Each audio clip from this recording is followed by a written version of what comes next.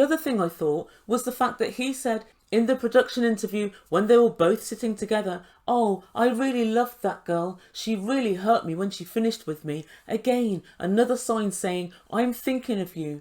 I'd like to say subliminal, but it was actually quite obvious and quite out there. And so I think now Kim has turned this over in her head and she's come to the same conclusion that I have. He's really working to get Zara back. And Kim continued, "I'm so down right now, in myself. When I first came here, I had so much confidence. And now I'm really low. And now I'm really down." And then she said after the phone call to production, "I can't go back knowing that things are unsettled with us. He has to make a big sign, a big romantic sign that proves he loves me." And then she sits down and she starts crying at a table, and for a moment I feel sorry for her. And I think it's because this could have been handled so differently by Soulja Boy, I think. Maybe it was a little bit of, I don't know, younger guy, older woman, holiday fun. Maybe if that was the case, then that was the case. But I think he's taken it a little bit too far with her. Why bother saying, "I love you, we're boyfriend and girlfriend"? Why do all of that ish when you know it's not really what you want? Or it doesn't seem as if it is. And so I keep seeing this comment being made, it's a transactional relationship. Yes, you're right, it is a transactional relationship. But there are two things inherent in this. Firstly, if it's transactional, obviously Soulja Boy is given his, I don't know, micro fame, his looks and his youth and his African sex. Oh God, I still can't get over that. And Kim is trading iMac PS5s. But what does Kim want from this? Kim wants action from Soulja Boy, and she's not getting it, and she's only had it once all holiday. So if it is a transactional relationship, one person isn't getting what they paid for. But the second thing is, okay, then leave it as a transactional relationship. Don't get all the lines blurred by saying, "I love you, I'm in love with you. You could be my wife." You don't need to do all of that, yet you're doing it. So you're getting her hopes up for no good reason. And no, the TLC cameras aren't good enough reason, for the simple fact you're already on the season now anyway. So if Soulja Boy had any shred of decency, there's only so far he'd take it. And so next time we catch up with this couple, we see Soulja Boy and he's sitting poolside. As per usual, he's on his phone. And he tells production, "Yesterday Kim said she was going home, and her reaction really upset me." The truth be told, Soulja Boy, she didn't really shout and swear. All she did was say, "I'm going home, I'm really upset." And all she really did was ask to be heard and to be understood, which you just wanted to deny. It's no big deal. Who cares? "Oh, you're behaving like my ex-wife." So as far as I'm concerned, if we exclude the use of her yo, she did nothing wrong. But he continues, "She says she wants to meet me by the pool, and I'm being a gentleman and being calm." So Soulja Boy, is that what you think being a gentleman is? Just because you're calm? Okay, so because Kim gets a little bit loud and a little bit amplified, you think somehow you're one rung above her. Soulja Boy, you're in the wrong. So it's real easy to keep calm when you're the wrongdoer. When you've been wronged, of course it's hard to keep calm. Anybody feels the same way. He's trying to give us this bullish narrative that I'm somehow so great because I'm really calm and I keep a lid on my emotions. Wait till somebody F's you over, Soulja Boy, and see how calm you are then. And so Kim comes walking over, and Soulja Boy said, "Oh, you're looking cute." And Kim said, "Every day." "Oh, Kim, I'm trying to walk forward with you, but you're making things difficult." And so Kim sits down and she said, "Right, Soulja Boy, why bring me here to shoot a video about another woman? I think this whole trip has been very deceptive. I had to beg to kiss you, beg to sleep in the same bed together, beg you for sex. This trip isn't at all what I thought it was going to be." And low-key, when I look at Soulja Boy, he's laying back on his sun lounger as if he doesn't have a care in the world. He's subliminally saying to Kim, "I don't care about this. This is a nothing to me." But what was interesting was, when Kim was making all these points to Soulja Boy, this whole trip has been deceptive, he said nothing. He didn't try and justify himself or justify what's happened. He just said, "But we did have sex." Guys, maybe we've missed something here. Maybe Soulja Boy promised more than he was prepared to deliver. I'm not saying it justifies Kim's previous behaviour, begging him for sex, but sometimes you gotta weigh things up. And then she said, "Soulja Boy, give me your necklace," and he's got his cubic zirconia giant Soulja Boy necklace on. He takes it off and hands it over, And she said, do you know all the trouble it took me to get this? I had to design it, then I had to send it off. I had to send it overseas. And I also had to pay $45 extra so I could get it back in time for your birthday. And he was nodding, going, yeah, and sipping his drink. And then she said, what have you done for me? The Ebo can answer that. He's given you a whole night of African sex, minus the foreplay. But Soulja Boy then looked up and said, nothing. And he followed it up with, I didn't force you to come. And guys, when somebody says, I didn't force you to come, it low-key says, I don't care if you came or not. Yes, you did care, Soulja Boy. Yes, you did, because without Kim, there'd be no show. Let's have it right. And Kim said, I don't feel like the love is there. In order for me to stay, you need to do something big, a massive gesture. And until that, you're not getting the necklace back.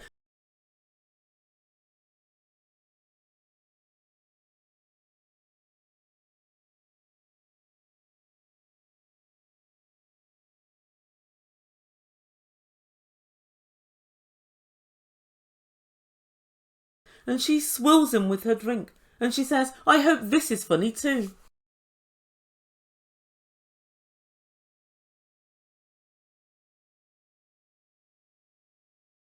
Alcohol. But she stormed off up the beach. And Soulja Boy trailed dutifully after her. And it's quite funny because finally she's really got his goat. He knows good and well this will make great TV. He knows TLC. This was on all of the trailers. This was everywhere. This is what convinced me that she was Lisa Mark II. Little did I know he pretty much deserved it. But he knows good and well he's about to look as muggy as all hell. And so Kim explains to production that him laughing and saying, you're funny, was a trigger. Her ex-husband used to come in with lipstick on his collar and phone numbers in his pocket. And he used to laugh and say, haha, it's just a joke. And she said it's the same complete disregard for her feelings that Soulja Boy has. I say this to you, Kim, get out now whilst you can. You've had a fun holiday. You've had the African dick, keep it moving. Because there's one thing I know about Soulja Boy, he's really not worried at all about losing you, that's for sure. And if anything, I actually think he actively wants to get rid of you. But he runs after her, and he's angry now. He says, you called me here to pour water on me. Wrong, it was double vodka soda. But go on. And he said to production, women in my country are 100% submissive. They would never do this. And Soulja Boy makes me laugh with all this. I've said it many, many times. I have a great many Nigerian friends. And the women are not quiet and submissive at all. I'm not saying that no Nigerian women are quiet. I'm sure some are. The same as some as everyone is. But it's certainly not how he's painting things. That's for sure. But also, so what? Who cares what women in Nigeria do? She's not from Nigeria. She's from America. She's buying you PS5s and MacBooks. So what's the point of comparing apples with oranges? Literally, what's the point? And Kim said to him, you don't love me. In your actions, in the way you talk to me. You better come correct with me, yo. I added the yo for comedic effect. It still does make me laugh. And they're in Kim's honeymoon suite now. And so Soulja Boy just looks at her and says, safe flight. And Kim said, cool, I'll book it tonight. Kim, you said you'd booked it last night. Get your story straight. And later on, Soulja Boy tells production, Kimberly has totally changed.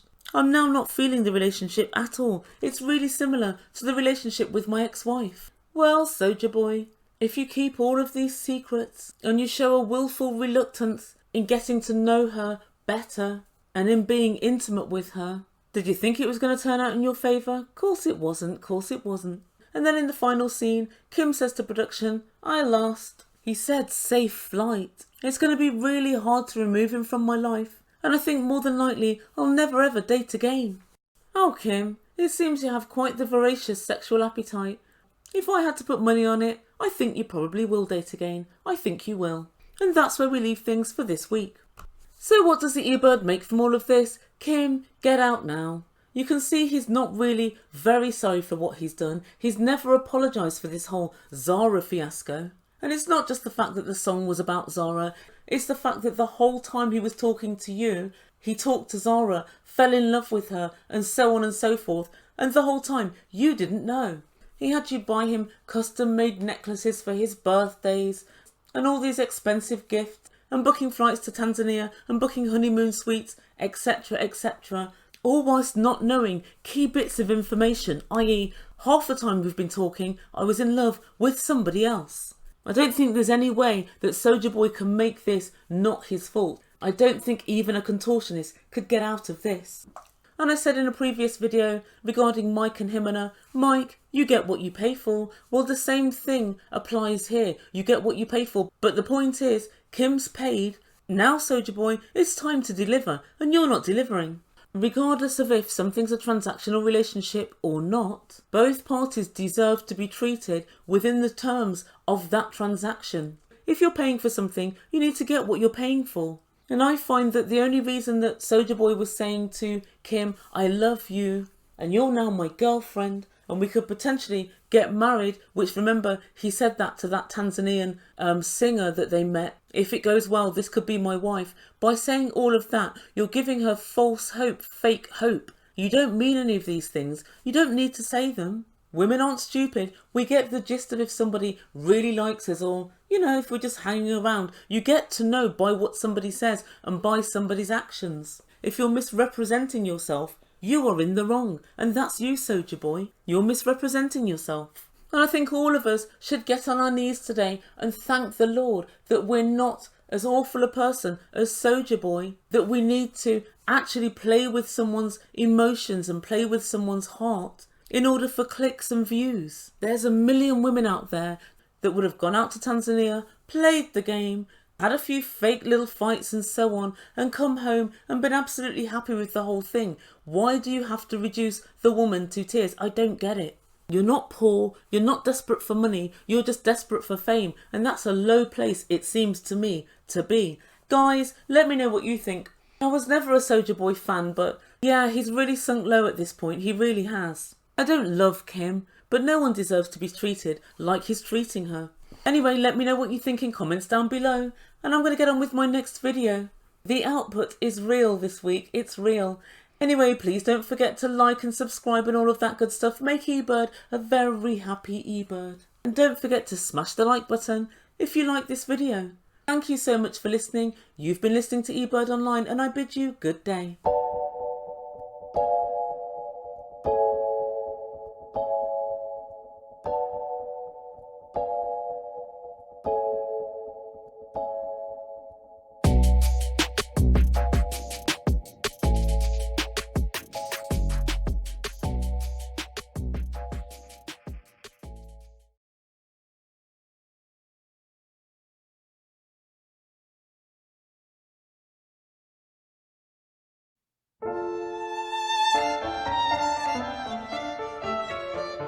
Guys, it's happened. Finally, the day I've been waiting for since I heard the allegations about Jeffrey. From not just his previous girlfriend, but his previous 3, 4, 5 relationships. Jeffrey's finally in chains. Jeffrey's finally in jail for the next 18 years, without the possibility of parole. The women of Tennessee are safe for at least 18 years from Jeffrey Paschal.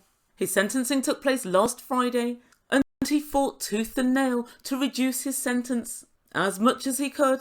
But the judge wasn't having any of it. He fought tooth and nail, but ultimately was very unsuccessful.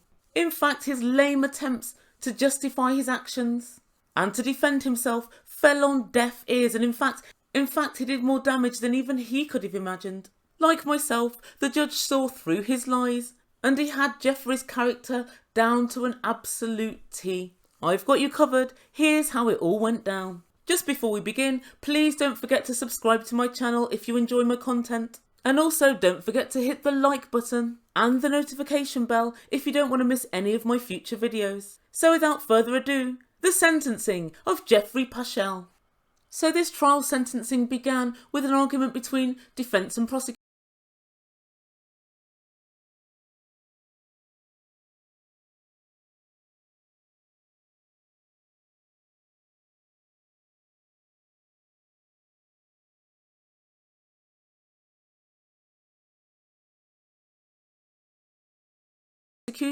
Because Jeffrey's ex-wife, Alison Moon, wanted to come into court and testify about what Jeffrey put her through during their relationship, which was 15 years ago in 2007, and she alleged physical, mental and sexual violence. And so the point of her coming in to give her testimony was to add enhancement factors for Jeffrey's sentencing. So if the prosecution were able to prove that this had been Jeffrey's behaviour for many, many years, he stood to get a greater sentence than if it were a one-off incident. And of course, Jeffrey didn't want anyone to hear her testimony, even though he said it was all lies. And his lawyer tried unsuccessfully to argue that his previous conduct, one, hadn't been proven in a court of law, and two, was a result of her getting together with Kristen Chapman, who's the victim in this latest case, for which, as you know, he was found guilty. And the lawyer said that these two had got together just to get back at Jeffrey and to stop him from having access to the son that he has with Alison.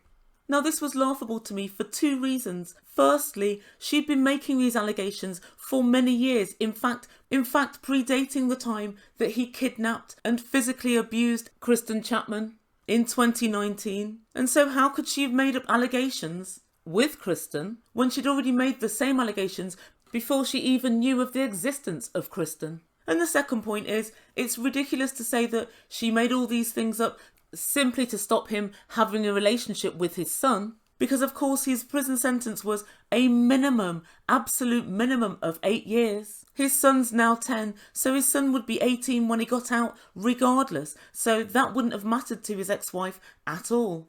And his lawyer argued if this testimony wasn't to be heard, they wanted to go for the minimum sentencing range for the crimes he committed, which with no enhancement factors would have been from 8 to 12 years. But the judge had already previously said the sentencing range was going to be from 12 to 20 years, with no possibility of parole. So he was always just really unlikely to get away with this, with or without her testimony. But in the end, the judge ruled that her testimony was going to be allowed, even though they hadn't had chance, allegedly, to investigate his ex-wife's claims. So the judge overruled all of this, and Jeffrey had to sit there, in his prison suit, complete with handcuffs on, and listen to her testimony of their relationship. Guys, it made awful listening.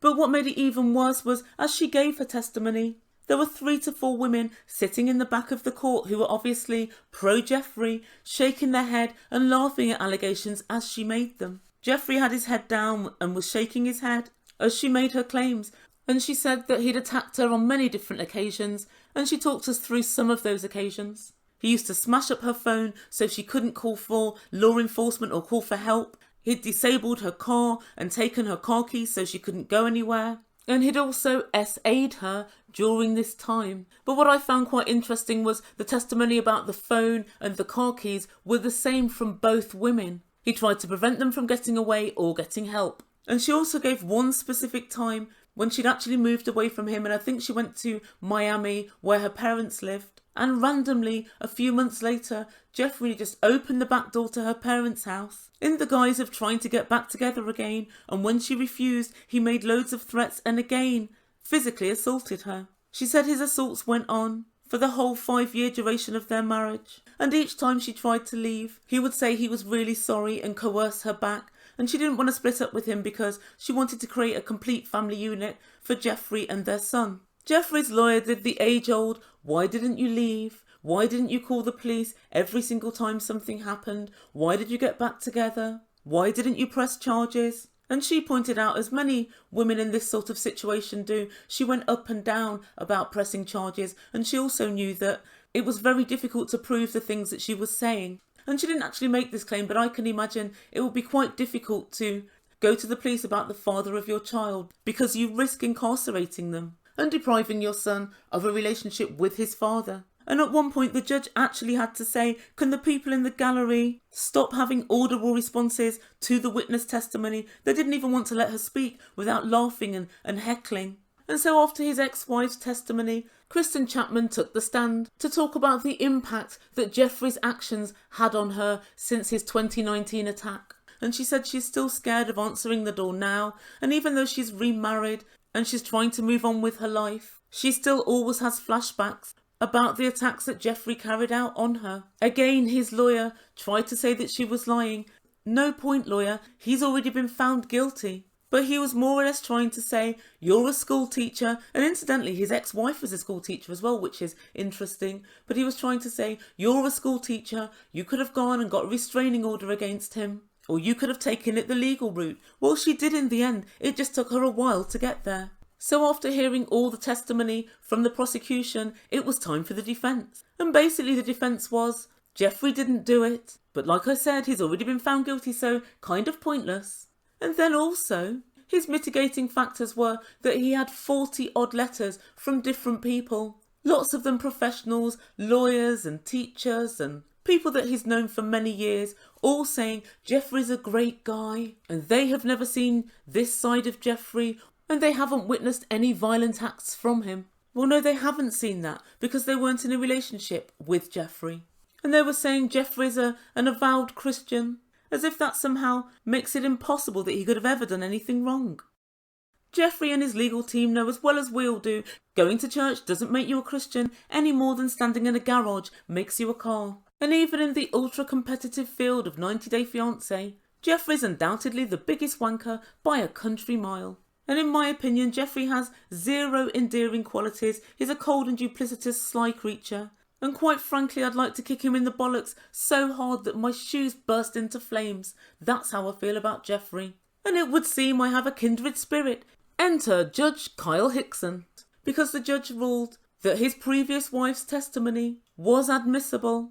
Therefore, his sentencing range was between 12 and 20 years without the possibility of parole. And the prosecution, they asked for him to be sentenced to 16 years. The bub was hoping for 20, but hey-ho.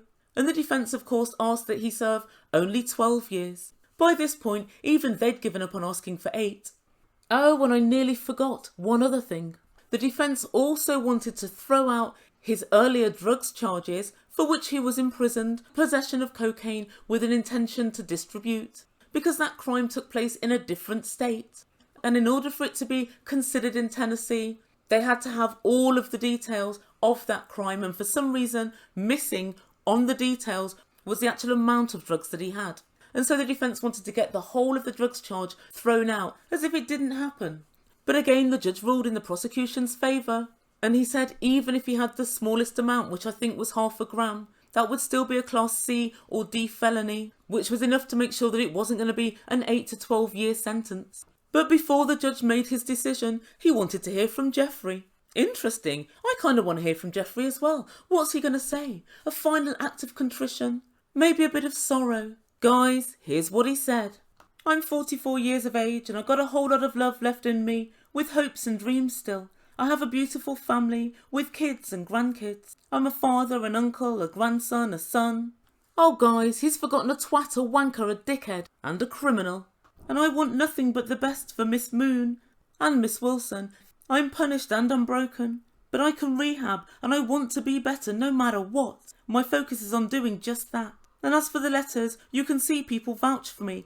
I am a good person. I just want to help people. I don't want anything back from them. I just want to help. That's what kind of person I am. Have mercy on me and on my family and my kids, and give me a lenient sentence so I can get back to my family. Guys, I absolutely couldn't believe it. Not one word of contrition. He wasn't sorry at all. He didn't think about what he'd put people through. He didn't admit anything. And just moments ago, his lawyer had been fighting tooth and nail to insinuate that everything said about him was all lies. But the judge absolutely had his number, and the judge went above and beyond all of my expectations. And here's what the judge said. And this whole time, Jeffrey wasn't looking at the judge, he was looking down. And he said Mr. Paschal has dark and evil aspects of his character. He said, I'm not surprised that Mr. Paschal can convince people he's a good guy. He's handsome and charismatic and is very image conscious. But he said what this case has exposed is that what's behind closed doors is very different to what he portrays to the outside world. And guys, we saw this on 90 Day Fiancé. 1 minute, Mr. Nice Guy, and the next minute, standing up and wanting to knock people out.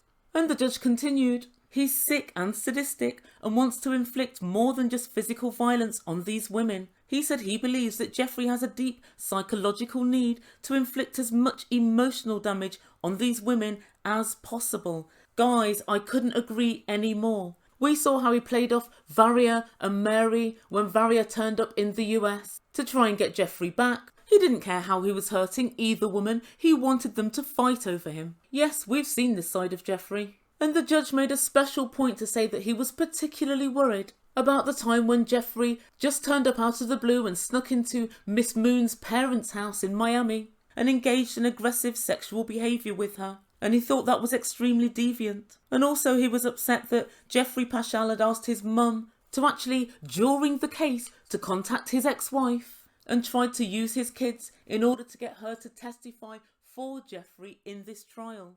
And that's against all rules, as Jeffrey was ordered not to try and make contact either himself or via a third party to any defendants or witnesses. And the judge said he's absolutely disgusting for doing that, and this court is disgusted with his actions. And then finally he said, your sentence will be 18 years without the possibility of parole. So he gave him 2 years more than even the prosecution asked for. And I love the way the judge handled this whole case. I watched all 5 hours of the pre-sentencing argument, and it was very in-depth and no stone was left unturned. And when the judge sentenced Jeffrey, he refused to look at him and he looked back at his family and his friends in the court. Jeffrey looked really upset, but all of his tears were for himself. And he simply looked sorry for himself, and I'm really glad the judge saw through all his BS. And finally, justice was served. So guys, let me know what you think to this sentence. And what do you think to the judge's comments? I think he was absolutely on point. He got Jeffrey down to a T. He is charismatic. He is good with words. When I first saw him, I thought he's good looking. He has that gorgeous accent. I thought he was going to be a winner until I started reading about him.